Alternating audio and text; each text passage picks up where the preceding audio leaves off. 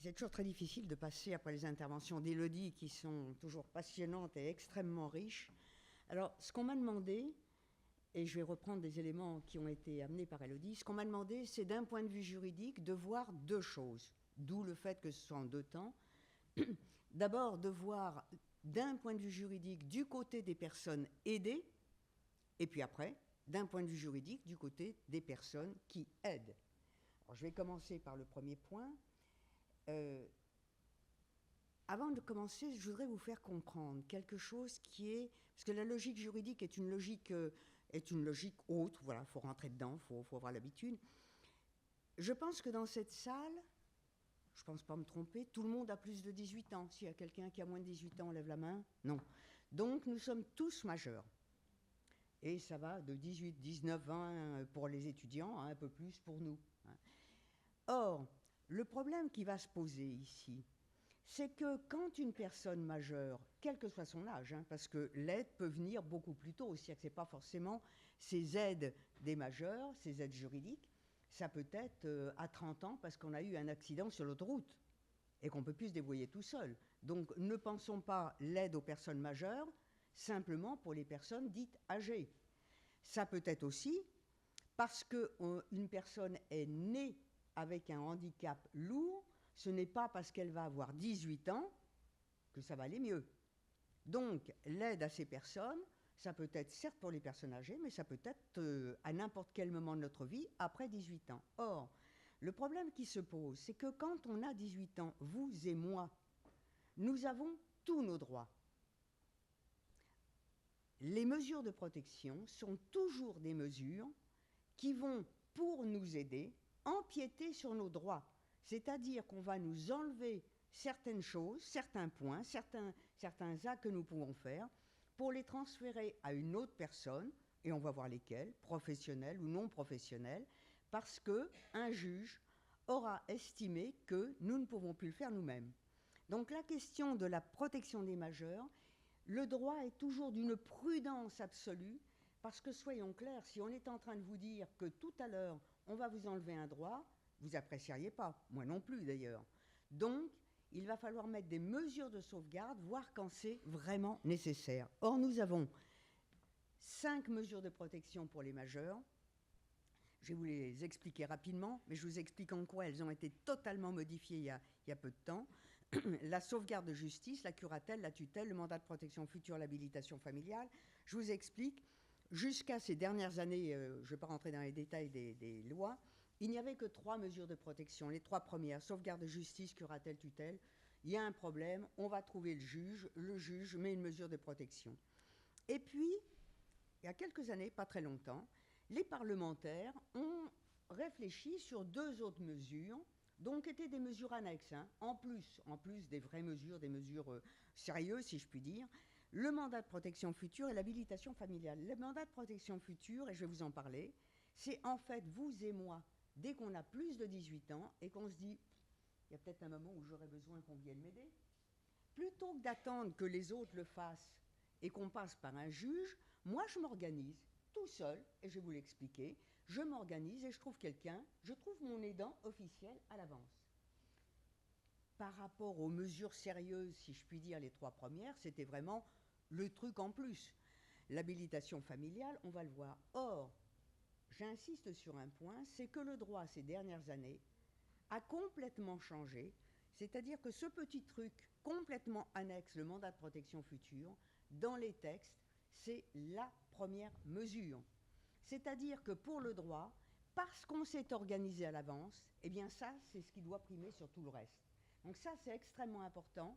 Là où c'était, encore une fois, un petit truc en plus, allez, pour faire bien, vous êtes content, vous avez ça. Dans les textes aujourd'hui, on dit, si vous vous êtes organisé, eh bien c'est comme vous l'avez voulu qu'on va faire passer en premier. Donc il y a eu un renversement total, et ce renversement, il est essentiel dans la logique. Alors maintenant, je vais aller un petit peu vite, mais pour vous montrer, vous rappelez la nécessité pour le droit de dire attention, on va empiéter sur vos droits, donc il faut qu'on soit prudent. C'est pour ça qu'il y a 4 critères essentiels. Le premier critère, c'est ce qu'on appelle le critère de nécessité. Une personne majeure ne peut être aidée que quand elle est dans l'impossibilité de pourvoir seule à ses intérêts. En raison d'une altération médicalement constatée, il y aura toujours obligatoirement l'intervention d'un médecin expert pour dire oui, c'est vrai, elle en a besoin ou non. Médicalement constatée, soit de ses facultés mentales, soit de ses facultés corporelles, ou les deux, de nature à empêcher l'expression de sa volonté. Donc, premier principe, est-ce que vraiment la personne en a besoin ? Vous savez, surtout les étudiants, mais même nous, quand on était dans le secondaire, je pense que vous les lisez toujours, il y a un certain nombre de romans du 19e siècle où des maris qui avaient envie de se débarrasser de leur femme, bon, il y avait première solution, vous divorcez, ça ne se fait pas. Deuxième solution, vous la tuez, ça ne se fait pas parce qu'on va en prison. Troisième solution, vous mettez d'accord en 19e siècle avec un médecin psychiatre et on la mettait dans un hôpital psychiatrique, tranquille, hop, comme ça, débarrassé. Bien. Maintenant, et heureusement, ça ne se fait plus. Donc la première chose, c'est est-ce qu'il y a vraiment une nécessité d'empiéter sur vos droits ? Deuxième principe, essentiel, le principe de proportionnalité. Oui, il y a une nécessité. Mais quelle est cette nécessité ? Est-ce que vous avez juste besoin d'une aide ponctuelle, par exemple, pour faire votre déclaration d'impôt ? Ou pour aller voir le banquier, parce que les problèmes administratifs, vous avez du mal avec les papiers. Mais tout le reste, votre vie, vous organisez très très bien. Donc on va regarder, il y a un besoin, une nécessité, mais quelle est cette nécessité ? Et on va essayer de répondre juste à ce besoin. Troisième critère, c'est le critère de subsidiarité dont je vous parlais, c'est-à-dire qu'à partir du moment où on s'est organisé soi-même, eh bien, c'est ça qui va primer. Et quatrième critère, c'est que chaque mesure doit être individualisée. Qu'est-ce que ça veut dire ? Ça veut dire que pendant longtemps, et pour les personnes, les aidants un peu plus âgés, vous avez peut-être encore ce souvenir, quand on parlait de la tutelle, on parlait de la tutelle au bien. La tutelle ne portait que sur ce qui est sérieux, l'argent. Et donc, c'était la même tutelle pour tout le monde. Le tuteur avait tous les droits sur l'argent. Maintenant, plus du tout. On va le voir avec la tutelle. C'est quelque chose qui doit être mis au pas de la personne qu'on va aider. Et ces mesures doivent être évolutives dans tous les sens. La personne va mieux, on peut diminuer l'atteinte aux droits, on peut même la supprimer. La personne va moins bien, on va augmenter l'aide à cette personne. Donc vraiment, ces 4 critères sont des critères essentiels puisqu'on va porter atteinte à une personne, mais si elle en a besoin, il faut l'accompagner. Je vous ai mis ici un tout petit critère qui est important, qu'on distingue en droit, la distinction entre l'assistance et la représentation. On va le voir, l'assistance, et quand on parle d'aidant, on parle souvent d'assistance. L'assistance, c'est la personne qui est aidée, on va être à côté, on va l'assister. Le but, c'est de lui laisser le maximum de ses droits. Donc, on va le voir par exemple avec les curatelles. Parfois, la curatelle porte sur une chose. La personne garde tout le reste de ses droits. On va être juste à côté pour l'aider. Mais quand ça s'aggrave, on va être sur une mesure de représentation. La personne représentée perd le droit d'accomplir certains actes ou tous les actes, et il y a quelqu'un d'autre qui va prendre sa place. Quand on représente, quand on assiste, on est à côté. La personne existe toujours juridiquement. Quand on représente, sur les actes où on représente, on prend la place de la personne. C'est complètement différent.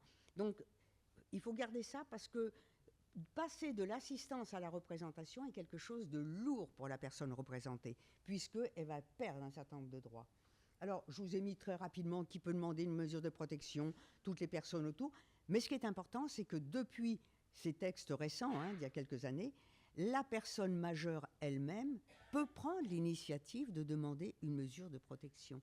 Ça, c'est assez récent. Avant, c'était les autres qui disaient « mon conjoint, mon père, ma mère, etc. » Il faut mettre une mesure de protection, la personne peut demander aussi. Donc, vous le verrez. Après, très rapidement, la sauvegarde de justice. Première mesure, elle est très simple. Elle est très rapide. Elle dure 1 an, maximum 2 ans, puisqu'on peut la renouveler.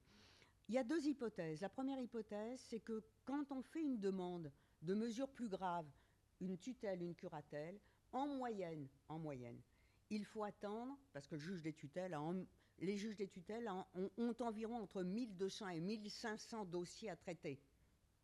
Vous imaginez. Donc, le temps d'attente pour avoir une réponse, et puis il faut faire les expertises médicales, c'est 1 an, 1 an et demi.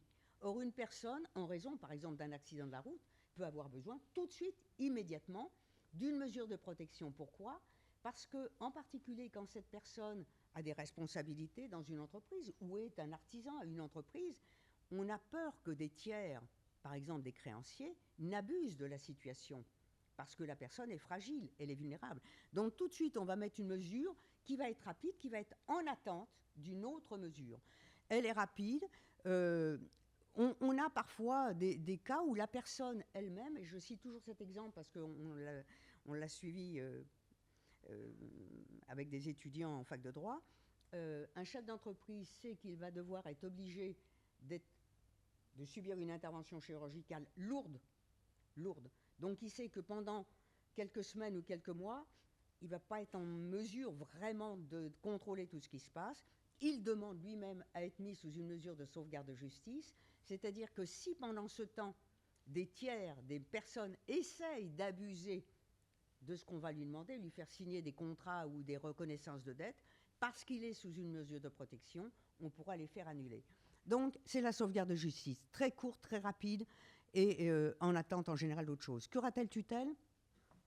La curatelle, c'est le cas d'une personne qui va bien. Elle va bien, mais elle a des points de fragilité. Par exemple, une personne qui va jouer aux courses de chevaux. Une personne qui va aller au casino. Quand je dis casino, c'est pas le casino où on achète, hein, c'est les casinos où on joue. Tout le reste, ça va très bien, aucun problème. Mais là, elle a un point de fragilité.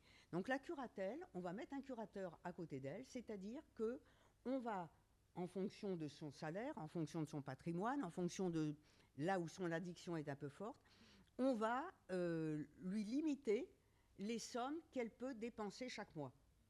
Et pour dépenser ces sommes, alors on va lui laisser une marge de manœuvre, hein, qu'elle peut dépenser seule, mais qui va être extrêmement limitée. Dès qu'on va atteindre la limite qui est fixée par le juge, il faudra la co-signature du curateur. C'est-à-dire que le curateur va dire « tu en veux plus ? Pourquoi ? Comment tu vas l'utiliser ?» Donc c'est un contrôle par rapport à ça. Donc la curatelle, c'est quelque chose, la curatelle simple, qui normalement est extrêmement limitée, qui est aménagée, c'est-à-dire quand on voit que la personne, par exemple, qui a une addiction, va en parallèle se faire soigner par un psychiatre ou un psychanalyste, et puis il n'a plus cette addiction, ben on va la diminuer ou la supprimer, ou renforcer quand on voit que son état s'aggrave, eh bien on peut passer sur une curatelle renforcée, et en général la curatelle renforcée va déboucher sur une tutelle. Dans la curatelle, on est juste assisté, il y a la personne qui est à côté de nous pour nous aider. Dès qu'on passe sous la tutelle, on va être sur une mesure de représentation, c'est-à-dire que la personne va prendre le pas sur nous sur un certain nombre de choses. Ce qui est important, c'est que je vous l'ai dit autrefois, la tutelle ne portait que sur les biens. Aujourd'hui, la tutelle peut porter sur le patrimoine, ou bien, parce qu'il n'y a pas beaucoup de patrimoine, parce que la personne n'a pas beaucoup d'argent, sur le reste, l'organisation de sa vie, de son logement, de ses amis, de ses voyages, de plein de choses, de tout ce qui n'est pas strictement le patrimoine, ou bien tout, l'ensemble.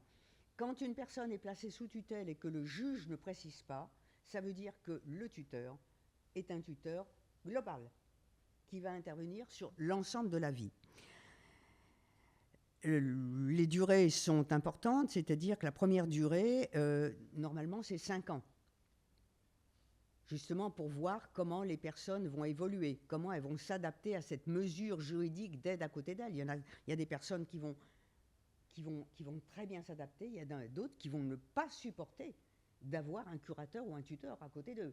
Donc il faut voir ça. La première mesure peut être de plus longue, de 10 ans. Pourquoi ? Et vous avez tous en mémoire ce cas, le cas de l'affaire Vincent Lambert ou Vincent Imbert, les deux, de toute manière, étaient, si je puis dire, dans la même situation. Quand d'entrée de jeu, la personne concernée, la personne qu'il faut aider, est dans un état végétatif définitif, c'est pas la peine de mettre 5 ans. Son état ne va pas, on sait que, sauf exception, j'allais dire sauf miracle, son état va pas changer. Donc tout de suite, on met une première mesure qui est de 10 ans. Bien. Et ces mesures peuvent être renouvelées. Ça, c'est pour sauvegarde de justice, tutelle, curatelle, tutelle, les mesures classiques, etc. Et puis, il y a mes deux fameuses mesures dont je vous parlais qui ont été rajoutées. L'habilitation familiale. Cette habilitation, en fait, le Parlement s'est dit, la tutelle, c'est une mesure qui est quand même extrêmement lourde. Alors il faut savoir, et ça va être la grande différence entre la tutelle et l'habilitation familiale, c'est que quand il y a une tutelle, tous les ans, le tuteur doit rendre compte au juge des tutelles. On doit faire un rapport. Comment s'est passée l'année? Comment on a utilisé les biens? Qu'est-ce qu'on a fait? Ce qu'il faut savoir, c'est que les tuteurs, je ne vous l'ai pas dit, mais il y a tellement de choses à dire, le tuteur peut être un tuteur de la famille ou peut être un tuteur extérieur, un professionnel, ce qu'on appelle un mandataire judiciaire, à la protection des personnes. Or, on s'est dit, les parlementaires se sont dit, mais il y a quand même beaucoup de cas où les personnes qui ont besoin d'aide sont des personnes qui n'ont pas un gros patrimoine. Et c'est vrai qu'ils ont un besoin d'aide surtout, mais c'est minime. Donc plutôt que de mettre en place une tutelle qui est quand même très lourde, est-ce qu'on ne pourrait pas, lorsque c'est demandé, donner les mêmes pouvoirs à une personne de la famille, comme on peut le faire pour une tutelle, mais de manière allégée? La grande différence, j'allais dire presque la différence essentielle entre la tutelle et l'habilitation familiale, puisque un tuteur peut être familial, c'est que tous les ans, il n'y a plus ce contrôle par le juge des tutelles. C'est extrêmement léger. L'inconvénient, parce que nous les juristes, on a toujours tendance à voir un petit peu les choses qui peuvent être dangereuses, c'est que comme il n'y a plus le contrôle, voilà. Et puis, dernière mesure, la mesure de protection future. Alors, ce fameux mandat de protection future, le mandat de protection future, il peut être de deux types. Ou bien je dis moi, donc quand je dis moi, vous avez tous de plus de 18 ans, donc vous pouvez tous le faire, il n'y a pas, l'âge limite c'est d'être majeur. Soit je fais un mandat de protection future pour moi-même, en disant quand j'en aurai besoin, voilà qui va s'occuper de moi, et voilà comment il va s'occuper de moi. Ou bien on peut faire un mandat de protection future pour autrui. Le mandat de protection future pour autrui, il est typiquement et classiquement le fait de parents qui ont un enfant en situation de handicap. Chronologiquement, j'allais dire naturellement, les parents vont disparaître avant l'enfant. Or, le problème, c'est que va devenir mon enfant quand je ne serai plus là? S'il n'y a pas de frères et sœurs, s'il n'y a pas de famille proche, ou une famille proche qui n'a pas du tout envie de s'en occuper, et les parents peuvent faire un mandat de protection future pour leur enfant. C'est donc pour autrui. C'est pour ça que le mandat de protection future pour soi-même, vous allez sur Internet, vous mettez CERFAS et c'est certifié, et vous trouvez le modèle. Quand c'est pour autrui, on est obligé de passer par un notaire. Ces mandats, ils sont importants parce qu'on va choisir. On va choisir la personne qui va m'en présenter, et il faut qu'elle soit d'accord. La personne, qu'est-ce que je vais lui donner comme pouvoir, puisque je m'organise à l'avance? Ou bien je lui donne des pouvoirs juste sur mes biens, mais si je lui donne des pouvoirs sur mes biens, la prudence juridique dans les textes nous dit qu'il faudrait que je prenne une deuxième personne qui va contrôler ce que fait la première. Dès qu'il y a de l'argent en jeu, il peut y avoir des tentations. Ou bien je ne lui donne de pouvoir que sur les restes, encore une fois, l'organisation de ma vie, mon foyer, mes loisirs, tout ce que vous voulez. Ou bien je lui donne les pouvoirs sur tout. Alors, voilà, j'ai terminé sur cette première partie. Ce qu'il faut que vous gardiez en tête, c'est que le fait de demander à un juge des tutelles d'empiéter sur ma vie, puisque peut-être qu'un jour, tous, on sera sous une mesure de protection, d'empiéter sur ma vie, pour le droit, c'est toujours, ça doit être l'exception. Mais l'exception, quand c'est nécessaire, comme c'est nécessaire, dosable et modifiable en permanence. Ça, c'est le principe. Du côté des aidants, puisqu'on va voir du côté des aidants après, du côté des aidants, ça veut dire que le pouvoir des aidants, qu'ils soient curateurs, qu'ils soient tuteurs, qu'ils soient habilités familiales ou qu'ils relèvent d'un mandat de protection future, leur pouvoir va dépendre de ce qui aura été fixé par le juge des tutelles ou par le mandat de protection future. Donc il y a un rôle qui va être défini par le droit. Cette première mesure, lorsque le droit intervient sur une personne majeure pour mettre en place une mesure de protection, encore une fois, les deux critères absolus, c'est est-ce que c'est vraiment nécessaire et sur quoi est-ce que c'est nécessaire. Ça, c'est vraiment le point important. Mais ce qui est important, c'est que tout majeur qui a besoin d'être aidé, parce qu'il ne peut plus faire un certain acte, tout majeur doit pouvoir avoir cette mesure de protection. Voilà, j'ai été très vite, il y a beaucoup Là, c'est ce que je suis en train de vous dire. Normalement, ça fait 2 ans de cours à l'université. Donc, oui, j'ai un petit peu résumé. Donc, sur ce premier point, est-ce que vous avez des questions? Attendez, il doit y avoir quelqu'un qui a un micro. Ça sera devant. Regarde. Là, ici, là. Merci. Merci beaucoup. Merci. J'ai juste une petite question. J'ai travaillé en tant qu'auxiliaire de vie chez un monsieur qui était sous curatelle. Et du coup, il était à domicile et on ne savait pas comment réagir avec elle parce qu'elle ne nous donnait pas les moyens pour bien travailler. Du coup, j'ai pris l'initiative, en fait, j'ai tout fait. J'ai appelé 100 médecins pour avoir le lit et tout ça. Mais après, mes collègues, ils ont du mal par rapport à comment acheter ses habits et tout. Et elle ne donne pas les moyens.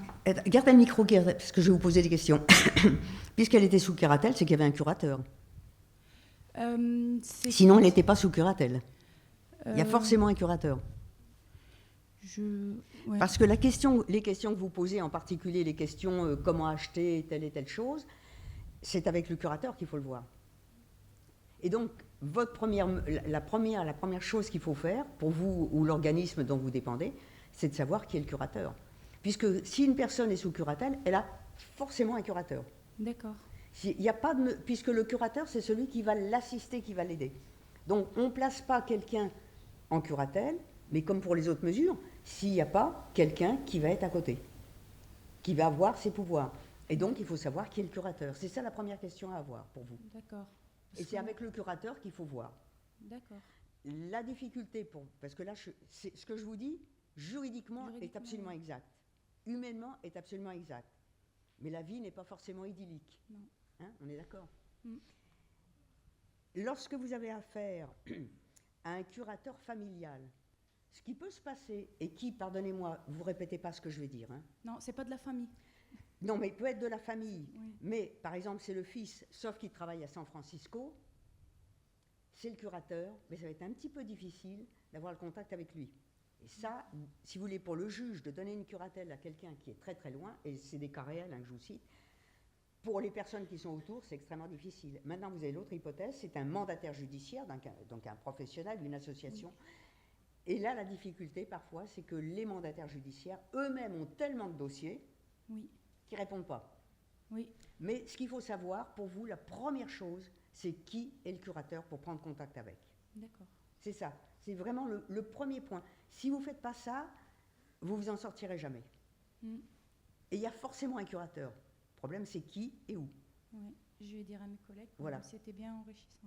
C'est vraiment... Sinon, c'est qu'il n'y a pas de curatelle. Hein.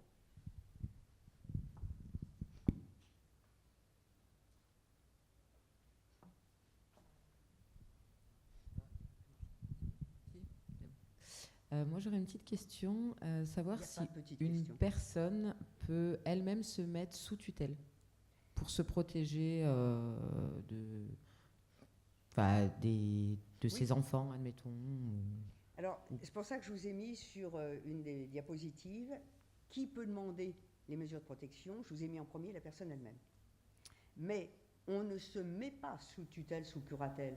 On va faire une demande au juge des tutelles. On va se faire expertiser par un médecin expert, inscrit sur une liste, etc., etc. C'est le médecin expert qui va dire oui, effectivement, il y a un besoin. Et à partir de là, puisque c'est la personne elle-même qui l'a demandé, si elle le demande, il peut y avoir des cas, et je pense que c'est plutôt à ces cas auxquels vous faites allusion, dans lesquels la personne veut se protéger de certains membres proches. Oui. Hein, voilà, j'essaye de prendre un terme tranquille, diplomatique, mais on voit bien ce qu'on peut avoir dessous. Et donc, le juge des tutelles, quelle que soit la personne qui demande, le juge des tutelles, dans la mesure où l'état de la personne le permet, doit toujours recevoir le majeur qu'on va placer sous tutelle. C'est-à-dire que pour voir exactement où il en est, et pour lui poser justement cette question fondamentale, quelles sont les personnes que vous aimeriez avoir comme tuteur, ou au contraire, quelles sont les personnes que vous ne voulez surtout pas et pourquoi. Donc, si je résume pour répondre à votre question, un majeur peut demander une mesure de protection, il va suivre la procédure normale, il va être reçu par le juge des tutelles, et c'est là où il faut qu'il explique pourquoi il veut se protéger de qui parce que, et je pense que vous allez très vite comprendre, puisque vous avez des idées, et j'en ai aussi pas mal, les personnes dont on veut se protéger sont en général les personnes qui vont se précipiter chez le juge des tutelles pour dire « c'est moi ». C'est ça. Voilà. D'où l'importance de dire qui on ne veut pas. Et si vous me permettez une autre chose, la demande d'études, alors j'extrapole par rapport à votre demande, hein. La demande de mesures de protection, en particulier tutelle, peut être faite par ce qu'on appelle des tiers, c'est-à-dire assistante sociale, médecin, etc. Or, le code civil prévoit que quand c'est un tiers, encore une fois, qui fait cette demande, la demande obligatoirement, c'est-à-dire si ça n'y est pas, la demande ne sera pas acceptée, doit préciser tous les éléments que ce tiers a en connaissance, et en particulier ce point, c'est-à-dire qui peut être dangereux pour le majeur à protéger. Tu as beaucoup parlé des familles, et Dieu sait que les familles sont importantes, mais c'est vrai que les familles sont compliquées, elles sont passionnelles, et justement la passion n'est jamais neutre. Donc il peut y avoir des choses extrêmement lourdes qui se passent dans les familles, hein. D'où le fait de se protéger d'un certain nombre de personnes qui seront les personnes qui seront le plus valoir. Donc il est important que les tiers qui demandent, ou la personne qui demande elle-même, ou même quand c'est un autre qui demande, quelqu'un de la famille, mais c'est pour ça que le code exige que quand la personne à protéger est en mesure, hein, encore une fois, il y a des moments où elle ne peut pas, peut le faire, il faut que le juge la reçoive tout seul pour que la personne puisse dire attention, ça, telle personne, non, surtout pas, parce que. Ça, c'est important. Est-ce que j'ai répondu? Là. 2. Merci beaucoup, mademoiselle. Oui, moi je voudrais citer le cas de certaines maladies avec une médication qui pousse aux addictions. Et je prendrai l'exemple personnel de certains remèdes pour Parkinson qui sont connus. Alors on essaye de diminuer, mais il faut voir que ça reste. Et alors le problème, c'est que la personne aidée se croit tout à fait en capacité de réagir et prendre des risques financièrement, du point de vue de la santé, etc. Que vous répondre que c'est vraiment, et Dieu sait que c'est pas seulement pour le Parkinson, c'est toutes les mamas, eu d'Alzheimer et maladies associées, où il y a presque cette ligne conductrice que l'on a dans toutes ces mamas, où on a le risque de ce type d'addiction. Et là, alors il n'y a pas de solution. Le droit ne va pas vous dire vous faites comme ça et ça va, hein, bien entendu. Là, il faut voir quelles mesures de protection juridique peut être mises, mais la difficulté, et cette difficulté, c'est vraiment, quand on va parler des aidants, c'est majeur, c'est-à-dire que ce n'est pas parce que je suis tuteur ou tutrice de mon conjoint ou de mon père ou de ma mère, ce n'est pas parce que j'ai une tutelle totale que je peux faire n'importe quoi et que la personne n'existe plus. C'est-à-dire que tant que la personne aidée, même sous une tutelle complète, peut faire quelque chose, le droit lui dit, laissez-lui l'autonomie. Je vais vous donner un exemple dont vous avez forcément, tout le monde a entendu parler. Vous savez que depuis 2020, une personne sous tutelle complète a le droit de se marier sans avoir besoin de l'autorisation du tuteur, peut aller voter et a le droit de refuser des soins. Donc, on est dans le troisième point, c'est je veux plus de médicaments ou j'en veux moins, moi, personne aidée sous tutelle complète. Là, c'est vraiment avec le médecin qu'il faut essayer de voir comment on peut gérer la situation. Parce que le droit vous dit, vous êtes tuteur, mais la personne aidée, tant qu'elle peut avoir une autonomie, elle doit garder cette autonomie, et c'est dans cette marge d'autonomie que la personne aidée peut faire des choses qui ne sont pas bonnes pour elle, médicalement ou autrement, et ça c'est vraiment avec le médecin, mais il n'y a pas de solution, même avec le meilleur des médecins du monde, il n'empêche qu'au quotidien, sauf à faire hospitaliser la personne, et ça sera forcément temporaire, sauf à la mettre dans un établissement, un EHPAD ou une maison de ce type, mais ce n'est pas forcément l'idéal non plus, il n'y a pas de solution idyllique. Et c'est très compliqué pour les aidants, c'est très source d'angoisse. Merci. Bonjour. Moi, je suis la femme de quelqu'un qui a Alzheimer, jeune. Donc oui, la question se pose. Moi, je réfléchis beaucoup par rapport à la suite.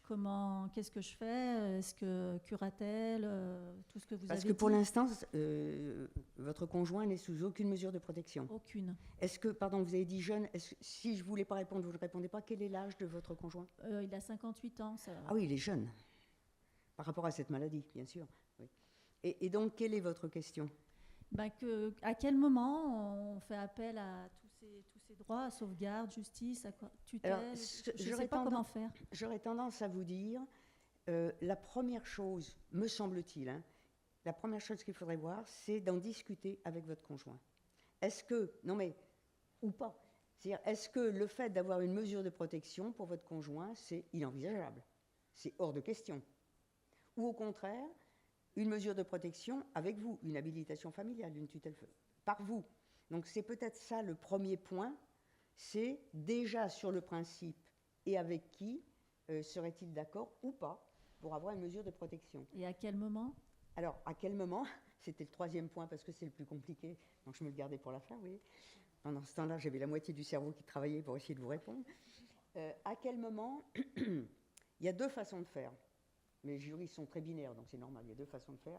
La première façon, c'est de se dire, c'est moi, son épouse, qui vais voir quand il va falloir le faire. Voilà, point terminé. La deuxième, c'est d'essayer, dans la mesure du possible, si la discussion est possible avec votre conjoint, de lui dire, ben, voilà des critères par rapport à telle chose que tu fais, telle chose que tu peux plus faire, etc.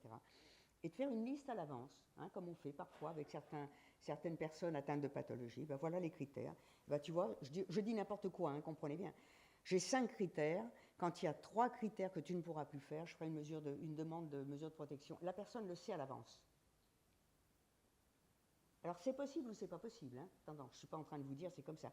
Mais dans la mesure où on peut le prendre un peu à l'avance, et je pense à des cas où ça a aidé, ça ne remplace jamais, parce qu'une mesure de protection, quand elle est mise en place, pour la personne protégée, c'est violent. C'est violent, parce que ça veut dire, premièrement, que officiellement, on reconnaît qu'elle n'est plus capable, que deuxièmement, elle n'a plus la main, que troisièmement, ça a été constaté par un médecin, donc, j'allais dire, quand on est juste entre non spécialistes, on peut contester, mais quand un médecin expert le dit, ça commence à devenir plus lourd à porter. Un médecin expert a dit qu'effectivement, je ne suis plus en mesure de. Donc c'est violent, cette mesure. C'est nécessaire, mais c'est violent. D'où le fait que dans la mesure où c'est possible, et on a accompagné un certain nombre de cas comme ça, le voir à l'avance. Et ce n'est pas pour ça que ça va être idyllique, hein, mais le voir à l'avance et avec la personne, j'allais dire, de choisir les critères. Voilà, les critères. On se fait une liste de critères. Ça, quand tu pourras plus faire ça, quand tu pourras plus faire ça, quand tu pourras plus faire ça, voilà. Parfois, je reprends mon exemple, mais c'est idiot, hein. 5 critères, quand il y en a 3 que tu pourras plus faire, je ferai une demande de mesure. Et ces 3 critères, me semble-t-il, je commencerai par une demande de curatelle. Ou bien au contraire, pour moi, ça me paraît essentiel, ces 3 critères, je commencerai tout de suite par une habilitation familiale. Si tu acceptes que ça soit moi qui prenne la main. Donc c'est ça, dans la mesure où vous le pouvez à l'avance, puisque votre conjoint est jeune, dans la mesure où vous pouvez à l'avance, essayez, tentez de discuter sur ces éléments. Ça, encore une fois, je suis bien précise, ça n'empêchera pas la violence de la mesure quand elle sera prononcée. Mais ce qui sera moins violent, c'est que la personne en aura discuté avec vous, aura vu avec vous, donc elle sera un peu plus partie prenante. Voilà, c'est tout ce que je peux vous... Mais c'est vrai que dans les cas que j'ai connus, où j'ai accompagné des familles, ça a aidé. Ça, encore une fois, la violence de la mesure, elle est là. Hein. Mais ça a aidé, parce que ça a été fait avec la personne à l'avance.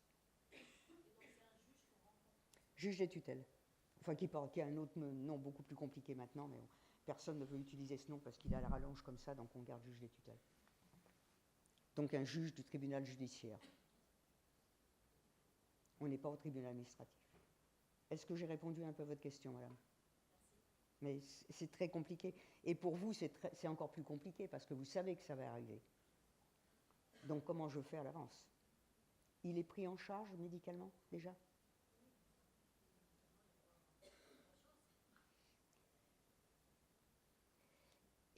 Il y a quand même... Alors je vais juste vous dire quelque chose qui ne vient pas de moi. Hein. Pendant longtemps, j'ai travaillé dans une équipe avec Pierre Crolac-Salmon. Hein. Et quand on intervenait, il disait toujours, plus une personne est détectée tôt, plus éventuellement, si elle accepte, elle se fait prendre en charge, elle accepte de faire partie d'une équipe de recherche qui justement va voir cette évolution et qui va l'associer à cette évolution. Et on sait bien que ces mamas, pour l'instant, sont incurables. Mais on peut ralentir. Donc le fait d'être dans une équipe de recherche peut aussi permettre, non pas de guérir, puisque pour l'instant on ne sait pas le faire, mais de ralentir. Et en plus d'être avec d'autres, ça a été dit toute cette semaine, je pense, puisque je n'étais pas là mais je l'ai entendu, ne pas rester isolé. C'est-à-dire que les personnes qui sont atteintes de cette maladie, qui sont avec d'autres dans une équipe de recherche, qui ont les mêmes maladies, elles se rendent compte qu'en fait, c'est pas elles toutes seules qui sont des méchantes et qui sont idiotes et qui savent pas. Non, non, non. Et on leur explique très bien. Donc il y a ça aussi peut-être éventuellement, voire peut-être. Là aussi, ça aide. Je ne vous dis pas que ça guérit, je ne vous dis pas que ça donne des solutions, mais ça aide. Dans les équipes de recherche que j'ai vues, les personnes qui étaient prises en charge, vraiment ça les aidait. Ça ne les guérissait pas, mais ça les aidait. Voilà, juste. Est-ce qu'il y a deux... Merci mademoiselle, pardon. Oui. Je voudrais vous poser la question de savoir en fait si une personne peut, par le biais d'un notaire, faire une protection juridique, si en fait c'est... Alors comment... si le fait de en faire une protection juridique peut aider la personne qui est à aider, sans pour autant passer par la curatelle ou la tutelle ou par quelqu'un de la famille. C'est juste le fait de faire une protection juridique par le biais de personnes qu'elle a choisies au niveau de la notaire. C'est le mandat de protection future. C'est le mandat de protection future. Oui. Voilà, c'est parce qu'il y a... un notaire n'a aucun pouvoir pour mettre en place une mesure dont je vous ai parlé, mais on est bien d'accord puisque justement vous voulez éviter ces mesures. Oui. Maintenant, ce qu'il peut y avoir, ça existe, mais... Moi, je vous parle dans le cas d'une personne... ce sont les procurations. Si elle perd, admettons, en fait, si elle commence à avoir des déficiences cognitives, ou alors qu'elle a... comment dire, qu'elle a un début d'Alzheimer ou peu importe la maladie, mais juste le fait d'avoir une protection juridique, est-ce que la protection juridique n'existe que dans ce que je vous ai dit ici. Oui. Donc, si on ne veut pas passer par sauvegarde de justice, curatelle, tutelle, habilitation familiale, eh bien, c'est le fait de s'organiser, de faire un contrat. On va voir un notaire ou pas si on le fait, mais c'est comme c'est pour soi-même, on n'est pas obligé. Mais c'est vrai que c'est mieux. Hein, comme ça, le notaire va pouvoir. Et on fait un mandat de protection future. Maintenant, ce que vous pouvez trouver, je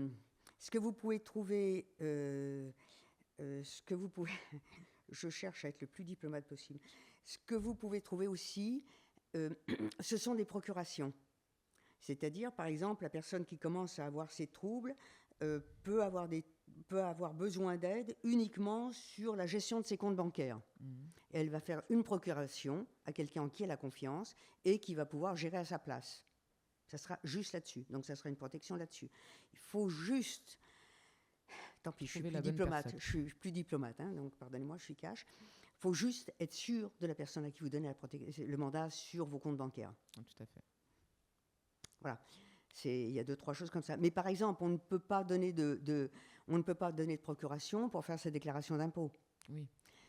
Sauf que, et vous n'allez pas écouter ce que je vais vous dire, et vous n'allez pas le répéter, dans un très grand nombre de cas, pour des personnes âgées, c'est l'autre qui fait la déclaration et qui signe à la place. C'est totalement illégal. Soyons clairs, c'est totalement illégal. Hein, je ne vais pas vous raconter l'histoire. Voilà. Mais c'est juste la déclaration d'impôt, je veux dire. Bon, vous risquez... voilà, c'est tout. Mais vraiment, si vous voulez mettre en place une mesure de protection plus réelle, mais la mesure de protection, si vous voulez, le mandat de protection future, quand vous l'avez fait de toute manière pour qu'il prenne effet, il faudra qu'il y ait une expertise médicale, puisqu'encore une fois, c'est toujours une atteinte, donc il faut qu'il y ait une expertise médicale. Et après, une fois que vous avez le mandat de protection future, l'expertise médicale, celui à qui on donne les pouvoirs va aller non pas voir le juge des tutelles, mais juste le greffier, qui va donner un coup de tampon dessus en disant vous avez le papier, vous avez l'expertise médicale, ok, ça prend effet. Donc c'est très souple, c'est extrêmement souple, c'est extrêmement rapide.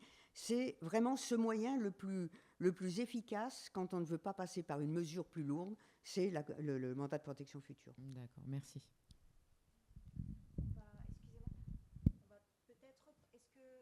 On prend votre dernière question et puis après on reprendra le propos de Marie-France et on aura de nouveau, allez-y, pour le micro, on aura de nouveau un temps d'échange après pour toutes ces questions très intéressantes.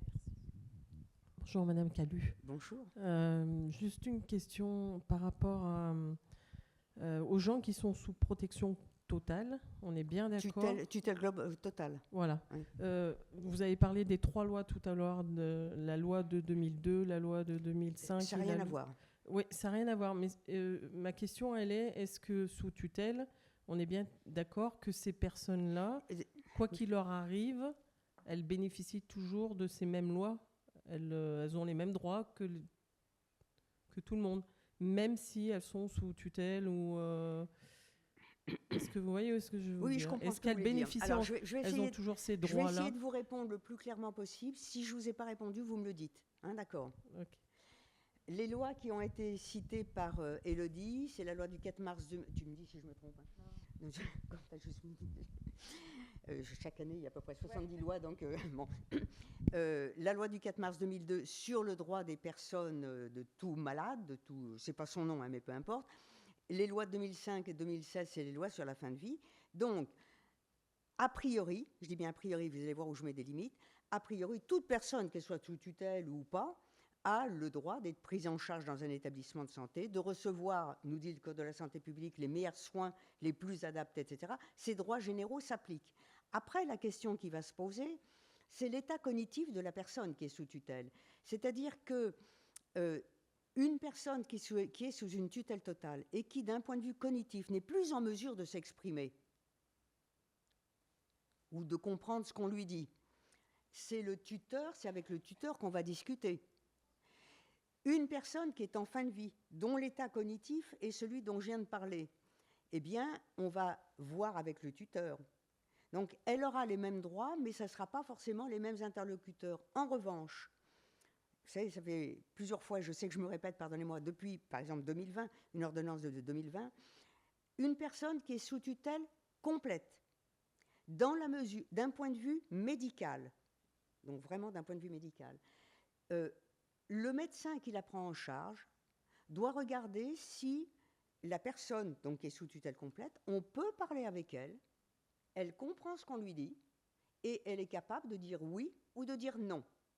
Donc, si une personne est sous tutelle complète et que le médecin estime qu'on peut continuer à discuter avec cette personne et qu'elle peut prendre des décisions la concernant, le droit depuis 2020 est très précis, c'est seulement avec cette personne que l'on va discuter, qu'on va prendre les décisions. On laisse tomber le tuteur. En revanche, si le tuteur n'est pas d'accord, parce qu'il estime que le médecin se trompe, parce que le médecin a influencé, parce que tout ce que vous voulez, le tuteur peut saisir le juge des tutelles en disant « mais voilà ce qui se passe, moi je ne suis pas d'accord ».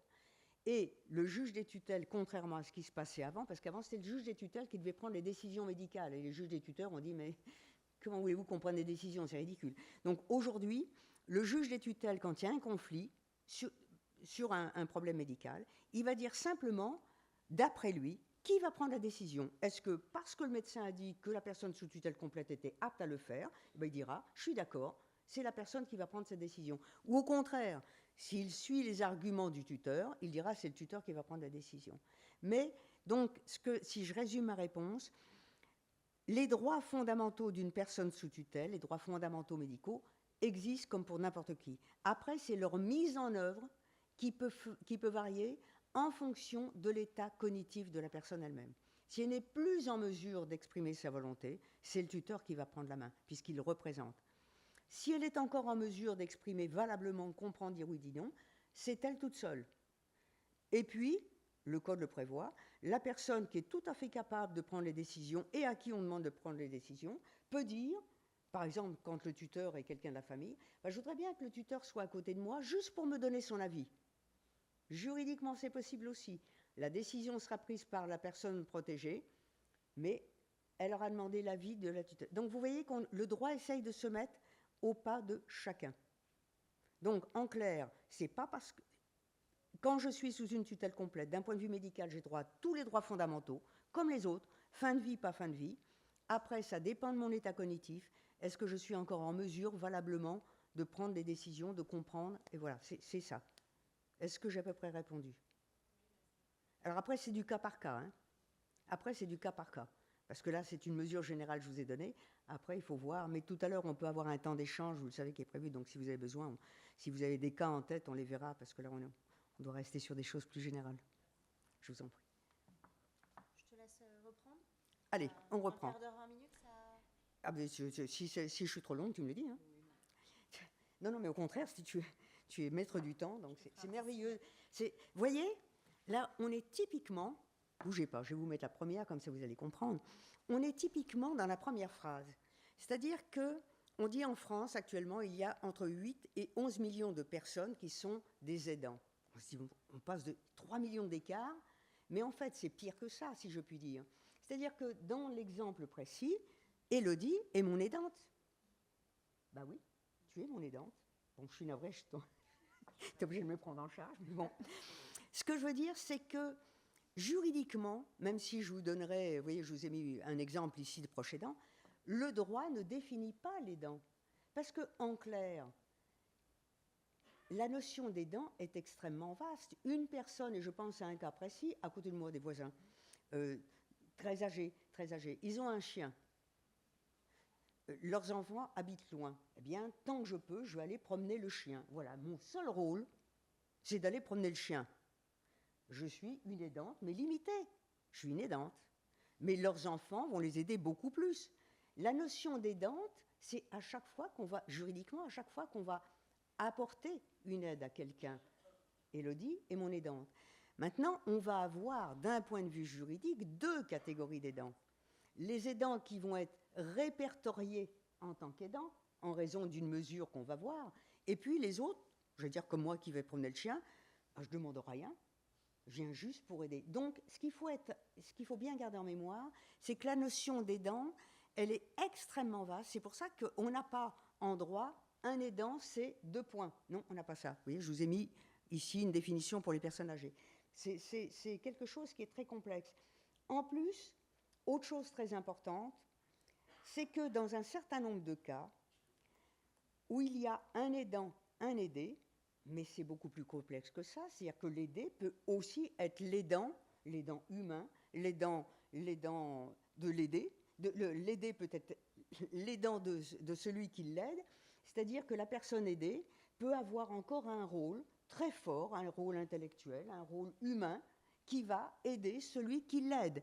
Donc là, il n'y a pas 2 catégories, il n'y a pas d'un côté, hop, les aidants, de l'autre côté, les aidés. Dans un certain nombre de cas, chacun sera à la fois l'aidant et l'aidé de l'autre.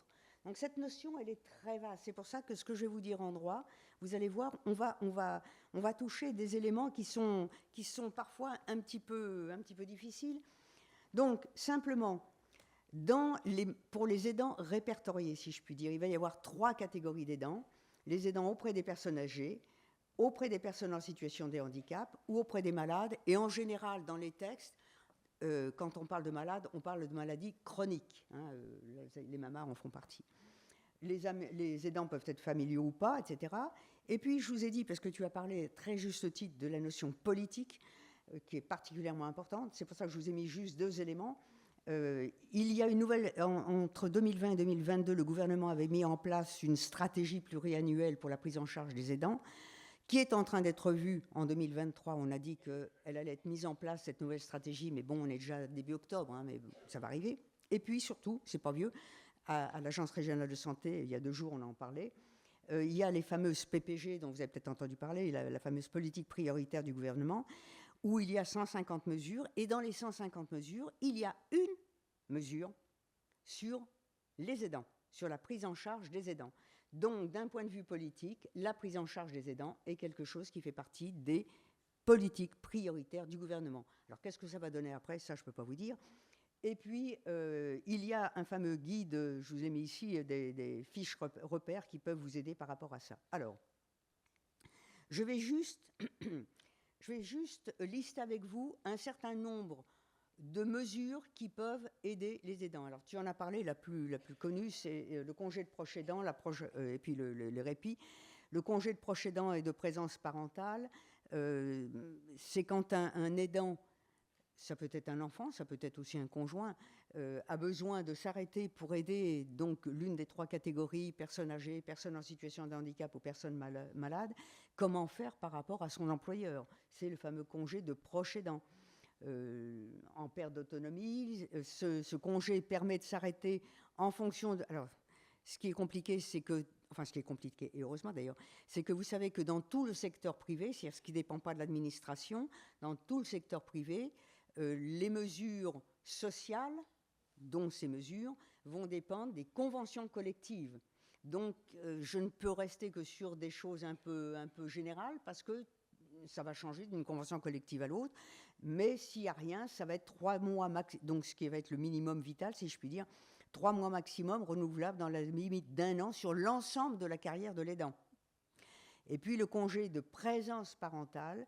La présence parentale, c'est donc pour un enfant qui est malade, qui est accidenté, qui est handicapé.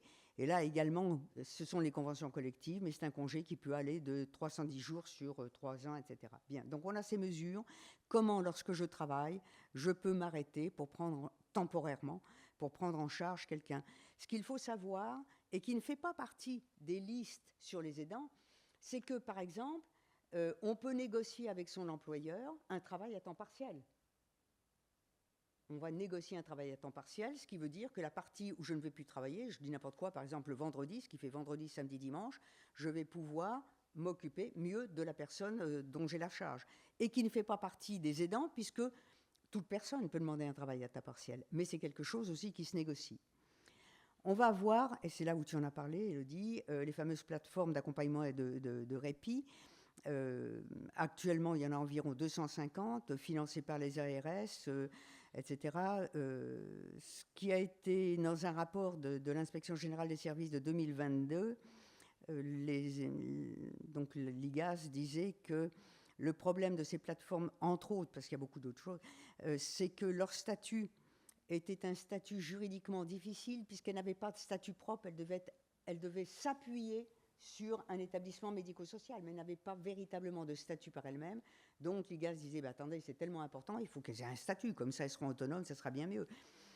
L'IGAS disait, il faut changer le nom, parce que plateforme d'accompagnement et de répit, PFR, c'est vrai que c'est pas très vendeur, si je puis dire, et l'IGAS disait, pourquoi on ne l'appellerait pas tout simplement la maison des aidants? C'est vrai, c'est pas idiot. En plus, ce qui est difficile, c'est qu'il y a toute une série de mesures, et en particulier par les conseils départementaux, et ces fameuses plateformes de répit, parfois ont du mal à se situer avec les autres, c'est-à-dire qu'il y a une forme de concurrence entre ce que font les plateformes de répit et ce que font d'autres organisations. Donc il faudrait peut-être clarifier le rôle de chacun. Il faut développer la suppléance à domicile, et puis développer les rôles de ceux qui vont financer toutes ces plateformes de répit. Il y en a un certain nombre. Alors, je vous ai mis ici aussi d'autres hypothèses à domicile. L'intervention d'un professionnel à domicile, c'est ce qu'on appelle les relais aidants, qu'on appelle aussi le baluchonnage. Alors, je ne sais pas si vous l'avez entendu, si vous connaissez ce terme.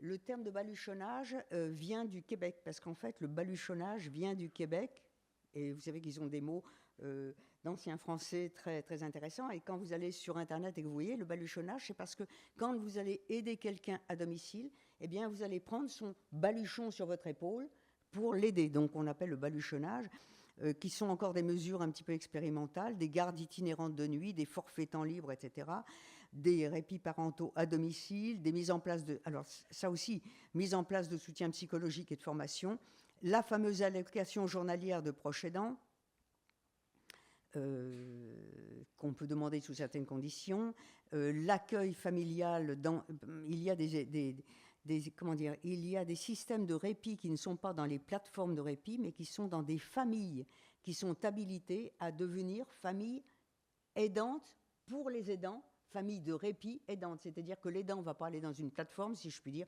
pardonnez-moi ce terme, il va aller dans une famille qui est habilitée à le recevoir et à l'aider pour qu'elle prenne un petit peu de temps libre. Juste tout à l'heure, attendez, je vais revenir en arrière si je ne me trompe pas. Voilà. dans les fameuses 15 mesures, les PPG, alors c'est oralement, donc ça ne sera peut-être pas du tout ça. Dans les affaires d'annonce, voilà. On parle, dans les répits pour les aidants, on évoque la possibilité qu'il y ait, pour les aidants, 15 jours de vacances, si je puis dire, 15 jours de répit, par quel terme on lui donnerait, que la personne soit salariée ou pas, 15 jours par an, où, en tant qu'aidant, elle pourrait se reposer, partir, avoir des chèques vacances, avoir quelque chose en tant que tel, ce qui serait une nouvelle façon de faire. Encore une fois, je précise, c'est des phrases qui circulent actuellement dans les couloirs. Ce que ça donnera, j'en sais rien. Et puis, je vous ai mis également une autre chose, et tu en as parlé de la personne de confiance, et on en parlera si vous avez des questions là-dessus. La personne de confiance, d'un point de vue juridique, je dis bien d'un point de vue juridique, a un rôle extrêmement précis. C'est-à-dire que, premièrement, personne n'est forcé d'avoir une personne de confiance. Donc, on ne peut pas forcer quelqu'un à désigner une personne de confiance. Mais quand on désigne une personne de confiance, la personne de confiance n'a qu'un rôle, et tu l'as dit, c'est porter ce que je lui ai dit sur ma fin de vie, et uniquement sur ma fin de vie, quand je ne serai plus en mesure de le faire moi-même. Ce qui est important, c'est que ce n'est pas parce que je suis aidant que je suis la personne de confiance au sens juridique du terme. Hein. Je dis bien au sens juridique. Non. Pour être une personne de confiance, il faut qu'il y ait un acte écrit par la personne qui va me désigner et par moi en tant que personne de confiance, qui soit écrit et qui soit co-signé. Donc, s'il n'y a pas cet acte, il n'y a pas de personne de confiance, au sens juridique du terme. Ce n'est pas parce qu'on a confiance en quelqu'un que cette personne devient notre personne de confiance comme ça. On ne peut pas s'auto-désigner personne de confiance. Quand vous travaillez avec les professionnels de santé, il y a un certain nombre ici, aussi bien que ce soit dans les EHPAD, dans les établissements sanitaires, combien de fois l'un des problèmes, c'est « moi je suis personne de confiance, donc c'est avec moi qu'il faut parler ». Non, attendez, vous avez le papier ? Non, donc vous n'êtes pas personne de confiance. Et en plus, la personne de confiance n'est jamais décisionnaire. Elle est là pour porter la parole, pour témoigner, nous dit le droit, de ce qu'on lui a dit.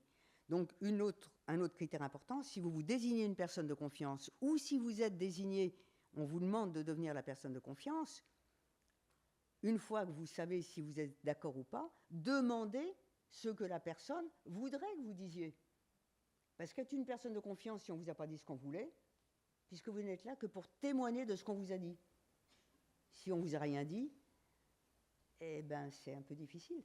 Vous allez dire ce que vous pensez. Sauf que le droit dit bien que c'est pas ce que vous pensez qui importe. C'est ce que la personne veut. Donc, si vous n'acceptez, soyons clairs, n'acceptez d'être personne de confiance que si la personne vous dit « voilà ce que je veux ou que je ne voudrais pas pour ma fin de vie ». Hein, mais il n'y a pas d'automaticité. Et puis non plus, personne à prévenir, ce que je vous ai mis, la personne à prévenir n'est ni une personne de confiance, ni un aidant automatique. Ça peut être, quand je suis hospitalisée, le fait de dire bah, « c'est telle personne, je voudrais que vous appeliez si j'ai un problème ». C'est encore autre chose. Et puis, dernière slide, je vous ai mis, parmi beaucoup d'autres, quelques sources d'informations, des téléphones, des sites sur Internet, il y en a beaucoup d'autres. Hein.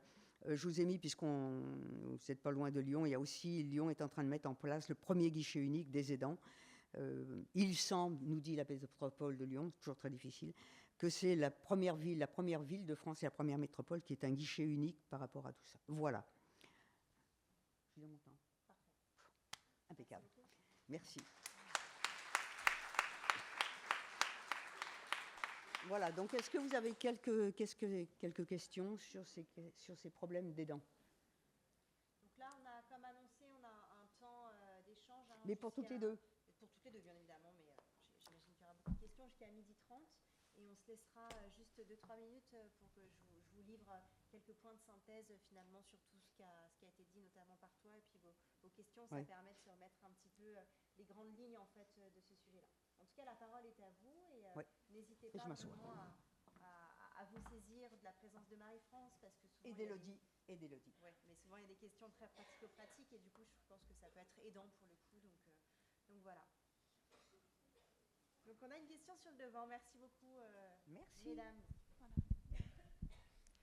Juste si je peux me permettre, par rapport aux tutelles de tout à l'heure, en fait, quand les tutelles sont une institution, alors je ne sais plus le terme que vous avez utilisé. Vous parlez des mandataires judiciaires à la protection des personnes. Oui.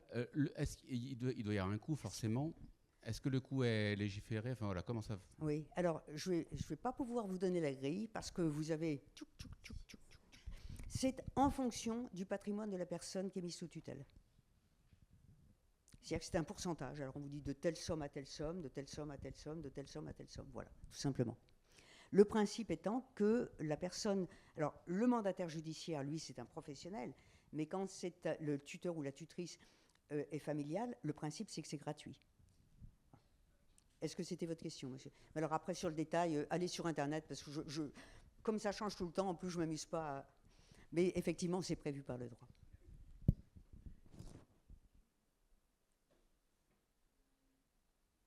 Oui, là. On a une question sur le... La pauvre, elle a eu le temps de s'asseoir entre 2 et 3 secondes. Merci beaucoup. C'est une question qui finalement concerne un peu les deux, parce que vous venez de dire, c'est pas forcément ce que l'aidé veut. Et ça me rappelle ce que vous avez dit aussi dans la définition de l'aidant, c'est-à-dire c'est quelqu'un qui aide, mais qui ne se met pas à la place de l'autre. Et il y a un conflit entre ce que vous croyez bien pour la personne aidée et ce que lui pense qui est son bien. Et souvent, il y a un gros... Même soi-même, on se pose la question, est-ce que j'interviens pas en lui créant ce dont il a envie, et est-ce que ça correspond vraiment à son désir? Alors, je vais répondre d'un point de vue juridique très rapidement, et je passerai la parole à Élodie, parce qu'elle aura beaucoup plus de choses à dire que moi. Pardon, je sais que j'ai déjà dit, mais je le répète. Quand une personne, on prend le cas extrême, est sous tutelle totale, donc c'est la protection la plus forte, hein, il n'empêche que tant que cette personne, d'un point de vue cognitif, a la possibilité de garder une autonomie, son autonomie prévaut sur ce que veut le tuteur ou la tutrice. Maintenant, la question, c'est, mais c'est pour ça que je vais passer lâchement la parole à Élodie, et surtout qu'elle aura des informations 1000 fois plus intéressantes que moi, c'est comment savoir, et surtout, quand on n'est pas d'accord avec ce que la personne aidée veut, en tant qu'aidant, mais est-ce que c'est elle qui a raison ou est-ce que c'est moi qui ai raison? Et là, je te passe la parole. Merci. Merci beaucoup pour votre question. Et en fait, c'est une question fondamentalement éthique que vous posez. Précisément parce que quand on réfléchit à cette question du soin et cette question de l'éthique du soin, on va toujours un petit peu osciller souvent, pas que, mais souvent, entre deux principes qui nous importent beaucoup. Le premier, tu l'as mentionné, c'est la question de respecter l'autonomie de l'autre qui est malade, de l'autre qui est âgé, de l'autre qui est en situation de fragilité. Donc vraiment respecter ce qu'il veut, ce qu'elle veut. Avec la difficulté qu'à un moment donné du parcours, cette personne peut être en difficulté pour l'exprimer peut-être, ou même tout simplement pour savoir, comme avant, où est son bien et son bien-être. Et le deuxième principe qui nous importe beaucoup, et souvent qui rentre un peu parfois en contradiction avec le premier, c'est un principe qu'on dit être de bienfaisance, c'est-à-dire se soucier de l'autre, de son bien-être, et se soucier aussi de le protéger contre des risques éventuels, contre des conséquences malheureuses liées finalement à sa fragilité, quelle qu'elle soit liée à un âge avancé, à un handicap ou une maladie. Donc en fait, souvent, et votre question le met en avant, on peut se retrouver face à un dilemme. Et le dilemme, c'est vraiment une notion éthique forte. Le dilemme, je ne sais pas si c'est un mot qui vous parle, mais c'est quand on se retrouve face à une situation où on est tiraillé. On est tiraillé sur quoi choisir. Est-ce que je choisis en fonction de ce qu'il me dit, lui, parce qu'après tout, c'est lui, c'est sa vie, c'est ses choix, ce sont ses choix. Ou est-ce que, là, je pense que j'ai peut-être une plus juste idée de ce qui serait bien pour lui. Et effectivement, des fois, ça peut être en opposition. Donc, tu as quand même donné des clés juridiques et qui rejoignent quand même les pistes en éthique qu'on peut avoir. L'anticipation peut être aidante. C'est-à-dire, dans la mesure où on le peut, si on le peut, et on ne peut pas toujours, hein, malheureusement, mais si on peut anticiper pour essayer peut-être de poser des choses en se disant dans ce cas-là, qu'est-ce que tu aimerais qu'on fasse à l'avenir. Essayer finalement d'avoir un regard sur ce qui va se passer, sur peut-être des capacités qui vont décliner et sur des situations où justement on ne saura pas quoi choisir. Et c'est tout en fait l'enjeu, tu en as reparlé, mais de la personne de confiance. Quand on nomme une personne de confiance, on le fait dans un temps où on est en mesure de lui dire ce qu'on voudra pour nous. Si on n'est déjà plus en mesure de lui dire, finalement, on ne peut pas la désigner ni juridiquement et même éthiquement, ça n'a aucun sens. C'est aussi le sens aussi des directives anticipées, qui est un autre outil juridique où finalement, on met noir sur blanc ce qu'on estimera être notre bien dans cette ou cette situation. Après, il y a quand même un autre problème qui se pose encore, c'est que l'anticipation, elle a ses limites. Est-ce qu'on peut vraiment anticiper ce qu'on voudra ou on ne voudra pas pour une situation qu'on ne vit pas encore ? Est-ce que c'est humainement possible ? Posez-vous la question pour chacun et chacune de vous-même. Est-ce que vous seriez en mesure aujourd'hui de dire ce que vous voudrez ou vous ne voudrez pas si un jour vous n'êtes plus en mesure d'exprimer votre volonté ? Si vous connaissez la maladie, le handicap, des situations de grande dépendance. Moi, personnellement, j'en suis incapable. Et c'est pour ça que je n'ai pas écrit de directive anticipée. Pourtant, je connais. J'ai entendu Marie-France nous en parler tellement de fois. Je sais que ça existe. Mais je suis en incapacité de savoir ce que je voudrais vraiment. Et donc, ça pose cette question, finalement, où est le bien de la personne ? Est-ce que je suis mieux placée en tant que son aidante pour le savoir ? Ou est-ce qu'il faut quand même que je reste avec mon proche que je représente ? Je pense que c'est un petit peu des deux, en vrai. Je pense que c'est un compromis entre toujours écouter l'autre, aussi vulnérable soit-il, et quand même contextualiser cette demande qui émerge dans un contexte de fragilité et donc malheureusement de perte de recul sur un état. Surtout que les personnes aidées en troubles cognitifs ou même simplement physiques, même légers, plus leur destinée leur échappe et plus ils veulent prendre la main. Et c'est le gros problème. Alors il y a le problème de l'aidant qui est enfant, donc comment la personne reçoit cette espèce d'autorité de quelqu'un qui est son enfant. Et il y a le problème de des conjoints aussi aidants, parce que l'autre jusqu'à présent, il prenait sa part de responsabilité, et d'un coup il se voit dépossédé de ce qui faisait sa vie, et c'est très difficile à gérer dans le quotidien. Oui, j'imagine, effectivement. Alors, ce que vous dites, ça me fait penser aussi à une notion, alors c'est un peu un point de vue philosophique que je vous partage, mais une notion qu'on interroge beaucoup, notamment dans les maladies neurodégénératives. Dans leur généralité, c'est la question de l'identité. Comment l'identité de la personne qui est affectée par le développement de la maladie s'exprime encore. Et le fait parfois de faire un peu résistance en disant si, je veux quand même choisir, même si finalement c'est difficile, c'est une façon de voir encore s'exprimer quelqu'un. Et ça, c'est important parce que parfois, alors peut-être pas du point de vue de l'aidant, mais peut-être du point de vue de la société, même du point de vue de certains professionnels de santé, on peut être tenté finalement d'aller à la facilité en disant il est plus capable de décider, donc on le fait d'une certaine manière. Sauf que éthiquement, on n'est pas prêt à abandonner la personne dans ce qu'elle exprime encore, dans l'identité qu'elle exprime encore. Et cette notion d'identité, elle se manifeste aussi dans les situations que vous évoquez, où finalement les rôles peuvent potentiellement être un peu impactés, c'est-à-dire entre le parent, son enfant, son conjoint. C'est pas spontanément ce qu'on attend de notre vie quand on se marie avec telle ou telle personne. Quand on fait un enfant, on a peut-être une idée finalement du schéma familial qu'on souhaite. Et le fait est que la vulnérabilité, quand elle se manifeste, elle peut changer un peu la donne. Et c'est pour ça que la question du temps, elle va être importante. Je ne dis pas que le temps solutionne tout, mais finalement, c'est aussi normal de ne pas avoir les réponses et de ne pas accepter tout de suite, dans l'immédiat. Il y a quelque chose de l'ordre du temps dans les dents, si on peut dire les choses comme ça, qui est quand même importante à considérer. Et on parle beaucoup d'accompagnement par les aidants. Dans la notion d'accompagnement, ça suppose le temps. D'accord ? On n'accompagne pas comme ça d'un claquement de doigts. Donc c'est vrai que c'est votre question, c'est une façon de se poser la question de quel est le bien pour l'autre que je veux accompagner et qui reste-t-il encore, malgré et en dépit de la maladie et de la fragilité. Merci. On a des questions sur la gauche. Merci. Bonjour. J'aurais voulu savoir si un aidant peut être rémunéré. Alors oui, sous certaines conditions. Alors il vous suffit d'aller voir. C'est pour ça que je vous ai mis en dernière un certain nombre de centres d'information, parce que tout dépend de votre statut. Si vous êtes de la famille, enfin, il ne faut pas que j'utilise ce terme parce qu'en droit on ne sait pas ce qu'est la famille. Mais si vous êtes des proches, si vous êtes salarié, si vous n'êtes pas salarié, mais il y a la possibilité, par exemple, pour la personne aidée, d'utiliser l'allocation de personnes handicapées, une partie de l'allocation, pour rémunérer un aidant. Donc il faut voir la situation juridique de l'aidé, est-ce qu'il a une allocation, quel type d'allocation, etc.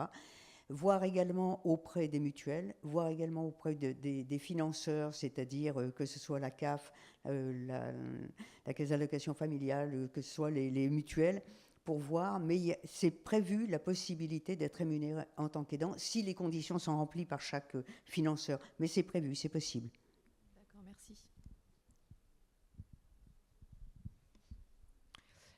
Moi, j'aurais voulu savoir si, admettons, une personne qui ne désigne pas de personne de confiance sait qu'elle va décéder, en fait, et donne ses dernières directives au médecin. Est-ce que c'est pris en compte? Alors, c'est extrêmement important. Élodie disait qu'elle n'avait pas fait de directive anticipée. Moi, je n'en ferai pas. Alors, pourtant, je suis quand même plus proche de ma mort que toi. Hein. J'en suis très contente pour toi. Je ne sais pas de quoi je vais mourir. Je ne sais pas quand je vais mourir. Et surtout, ce que tu as dit est essentiel. Ce que je pourrais dire aujourd'hui, quand je serai à ce moment-là, je serai peut-être complètement différent. D'où l'importance de votre question, madame.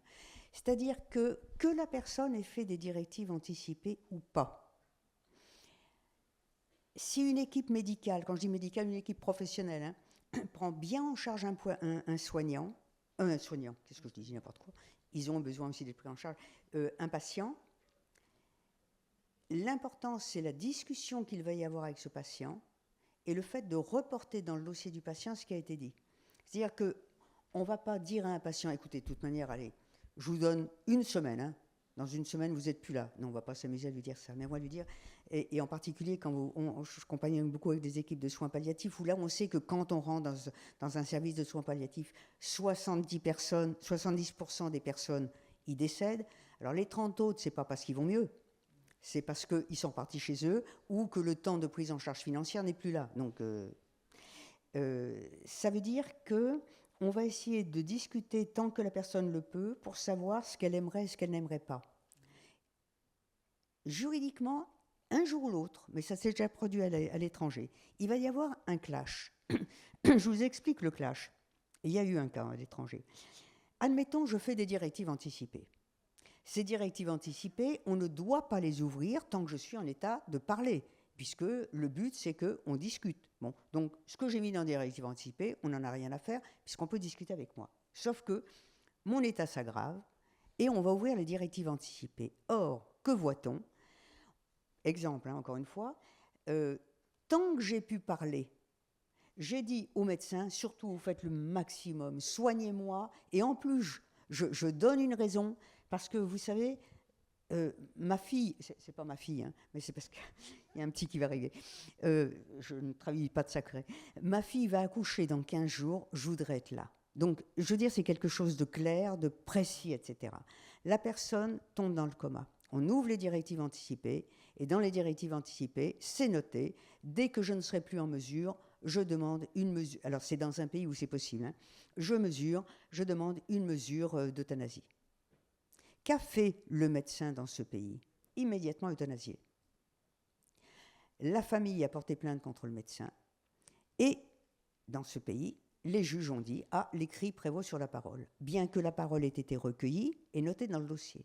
Et ça, un jour ou l'autre, on va avoir un problème en France. Et c'est toute la question, effectivement, l'importance de votre question, madame, c'est quel poids accorde-t-on à la parole du patient quand il est en situation et que vraiment il répète et en plus motive. Je veux dire, vraiment, faites le maximum parce que ma fille va accoucher. C'est quelque chose de conscient, de précis.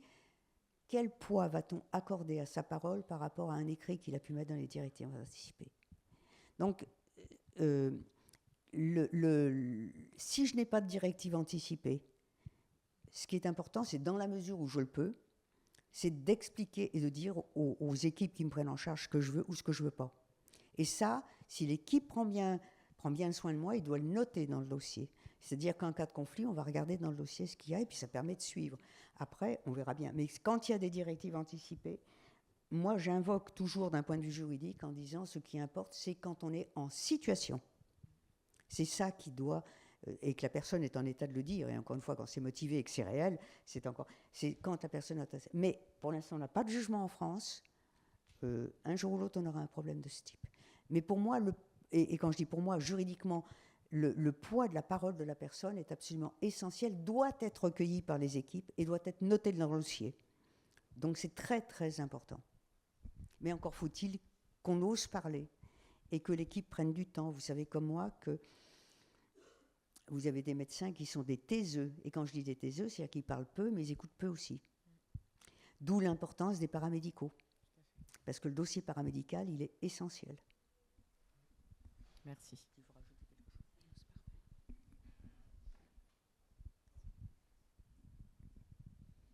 Est-ce qu'il y aurait encore quelques interrogations, quelques questions? Oui. On a encore quelques minutes, sinon après on peut passer aux quelques éléments qu'on doit encore vous livrer. Oui. Alors, en quelques minutes, si vous avez encore un petit peu d'énergie, mais ça sera vraiment quelques minutes, un tout petit temps de synthèse, parce que ça reste toujours bien après voilà, un temps d'échange, un temps de table ronde. Et avant de repartir, j'aurai quelques éléments pratico-pratiques pour la suite des choses. Voilà, pour l'organisation, la bonne organisation de ce forum. Donc finalement, ce matin, avec ma chère Marie-France, on a essayé de questionner tout un tas de choses autour de cet aidant, finalement. Un aidant qu'on a essayé, alors pour ma part, que j'ai essayé finalement de questionner sur qu'est-ce que ça voulait dire, quelle est la signification du mot, et en quoi ces significations peuvent mettre en avant un certain nombre de questions.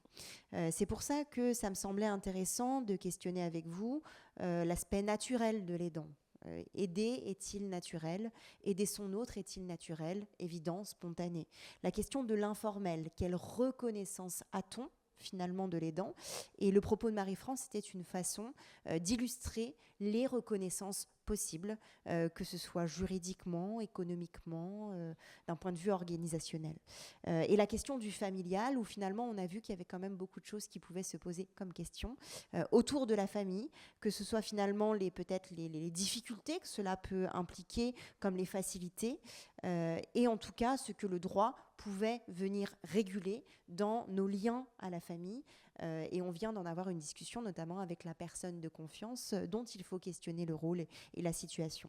Quoi qu'il en soit, vous l'avez compris, penser la question de l'aidant, c'est une occasion de penser des choses comme le soin, la relation de soin et la question de la vulnérabilité.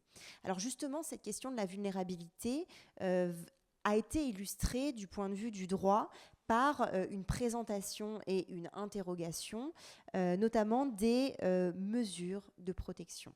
D'accord, où finalement, l'une des questions qu'on doit retenir aussi, est-ce que la mesure est nécessaire? Il y a vraiment cette question-là qui a été mise en avant. Et bien évidemment, alors poser la question, ça ne veut pas dire avoir l'évidence de la réponse, mais encore faut-il la poser. Marie-France, du coup, vous a proposé une présentation des mesures de justice, des mesures de protection, pardon, notamment la première, la sauvegarde de justice, qui a été qualifiée de mesure mise en place dans la rapidité et surtout temporaire, me semble-t-il, et tu me dis si je me trompe, dans la restitution. 2 ans maximum, me dit-elle. La question de la curatelle, qui a été associée plutôt au fait qu'effectivement, il y avait des fragilités identifiées, mais que ça restait dans le domaine de l'assistance à la personne, contrairement à la mesure du tutelle, qui avait quelque chose de plus fort, où le tuteur représente la personne représentée, du coup, et où finalement il est question de donner un avis et même une tendance sur l'ensemble de la vie de la personne qui est représentée. Il a aussi été question du mandat de protection future, où finalement c'est quelque chose qui se manifestait souvent dans le fait de la relation parent-enfant dans une situation de handicap. C'est un exemple qui a été donné.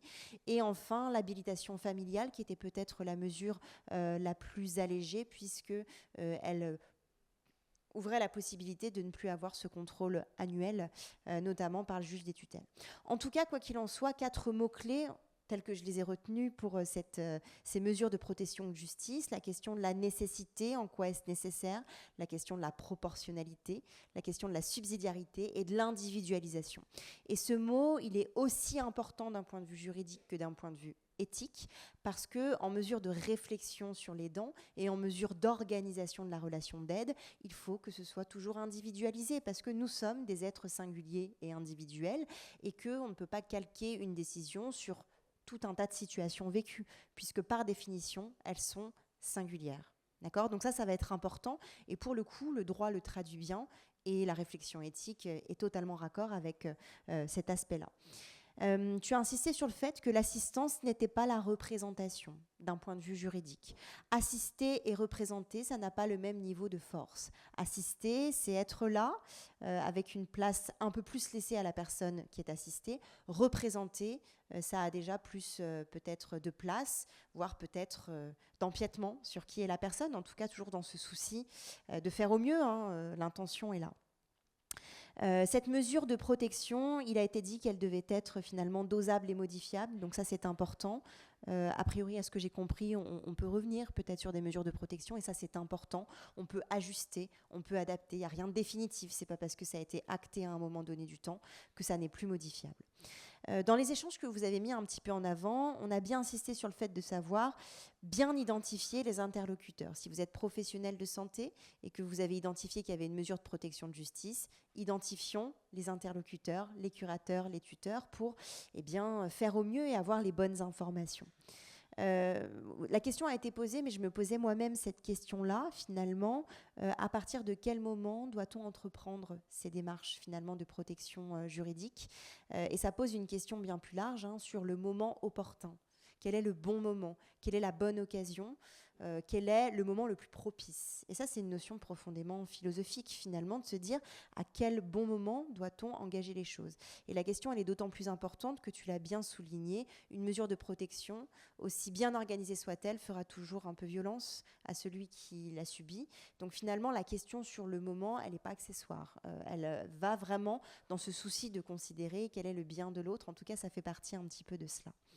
Tu as quand même dit, et ça je trouve bien de le rappeler dans une synthèse, que les droits généraux, les droits fondamentaux, par définition, s'appliquent, que l'on soit sous mesure de protection ou pas. À la nuance près qu'on doit, dans les situations que vous avez probablement en tête, s'adapter finalement aux capacités de raisonnement, de décision, aux capacités cognitives de la personne, et finalement avoir un ajustement par rapport à ça.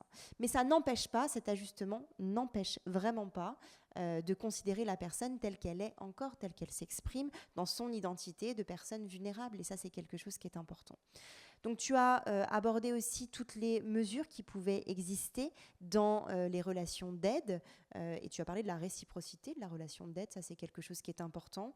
Je pense qu'il ne faut pas le mettre de côté. On a peut-être tendance à voir la relation de soins, que ce soit professionnelle ou côté aidant, dans un seul sens. D'accord ? Sauf que y a quelque chose de l'ordre de la réciprocité à penser, qu'est-ce que j'apporte à l'autre et qu'est-ce que l'autre m'apporte, et comment on trouve un équilibre dans tout cela. Quoi qu'il en soit, on a abouti finalement avec vos propres questions qui étaient toutes vraiment très intéressantes, et on vous remercie, sur cette question finalement de comment doser, comment trouver le bon équilibre entre le respect de l'autre, aussi vulnérable soit-il, et ce que je peux estimer être bien pour lui. Et on est vraiment dans une tension éthique, mais qui n'est pas indépassable, qui peut et doit être pensée finalement dans le quotidien de façon régulière, parce que justement les choses peuvent évoluer, et qu'il faut qu'on puisse faire compter jusqu'au bout la parole de la personne en tant que telle, qui demeure toujours vivante jusqu'à la mort, comme le disait Paul Ricoeur. On peut être très vulnérable, on peut même arriver à des situations où on ne peut plus s'exprimer. Pour autant, la personne est bien là. Et il faut pouvoir, avec tout ce qui a été mis en place peut-être en amont, mais aussi en contexte, réfléchir finalement à la meilleure solution. Mais c'est des choses qui s'ancrent dans une dynamique, d'une certaine manière. Donc voilà, j'espère avoir fait le tour de ce qu'on a pu évoquer ensemble, ce qu'on a essayé de vous amener. En tout cas, on vous remercie beaucoup pour votre écoute.